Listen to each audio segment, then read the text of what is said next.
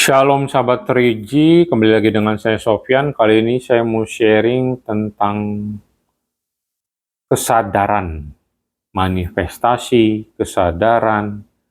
Dan akhir-akhir ini saya juga ada mendengar podcast-podcast di YouTube atau sosial media lainnya itu tentang bagaimana cara manifestasi, kesadaran. Yang saya ambil sumbernya itu dari Riko Hutama, Anda bisa cari sendiri di internet. Riko Hutama belajar tentang kesadaran tanpa pintu ya, kalau channel YouTube-nya kalau nggak salah.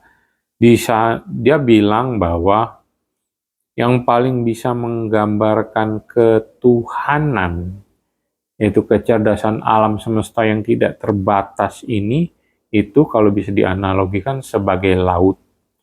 Dan ego kita itu atau keinginan kita itu sebagai ombak, atau ketuhanan itu sebagai ruang, dan isi dalam ruangannya itu ya bisa dibilang ya jati diri kita, ego kita, jati diri kita yang fiktif atau jati diri yang sejati, atau keinginan kita, harapan kita.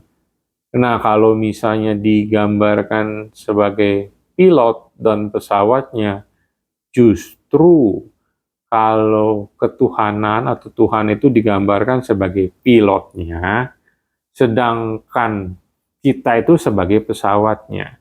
Maka dari situ apa yang saya dapat bahwa rancangan Tuhan, alam semesta, rancangan kecerdasan yang tanpa batas ini, yang tak terbatas ini, bagaimanapun juga pasti lebih baik daripada rancangan kita sebagai manusia.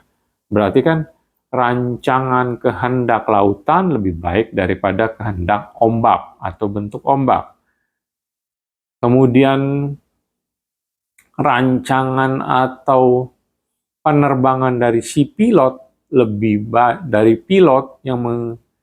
itu lebih baik daripada kehendak atau arah daripada pesawatnya gitu kan, karena pilotnya yang merancangnya gitu kan menuju tujuan.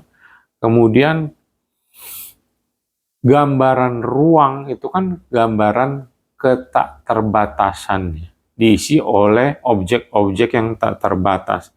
Berarti ruang itu menyediakan ketakterbatasan,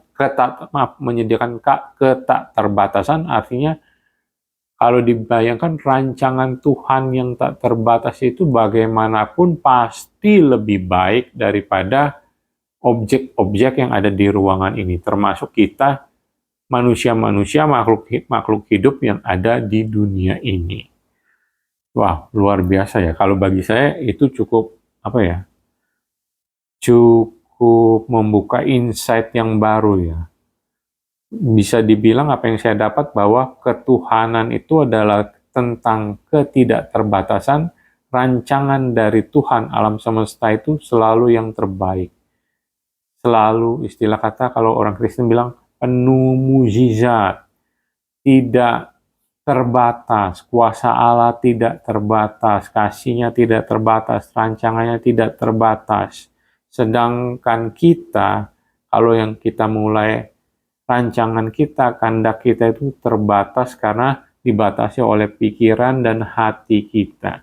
Kan pikiran kita berasal dari otak kita yang hanya segede bakpao gitu kan. Hati kita, jantung kita, itu kan ada tempat di mana rasa berfungsi dan bekerja gitu kan. Ya itu tetap terbatas dibandingkan dengan dunia ini yang tidak terbatas. Intinya adalah rancangan Tuhan alam semesta itu penuh ketakterbatasan, penuh kelimpahan, penuh mukjizat. Jadi tetaplah percaya kepada rancangan Tuhan dalam kehidupan kita. Demikianlah sharing kali ini, semoga bermanfaat. Silakan share. Terima kasih.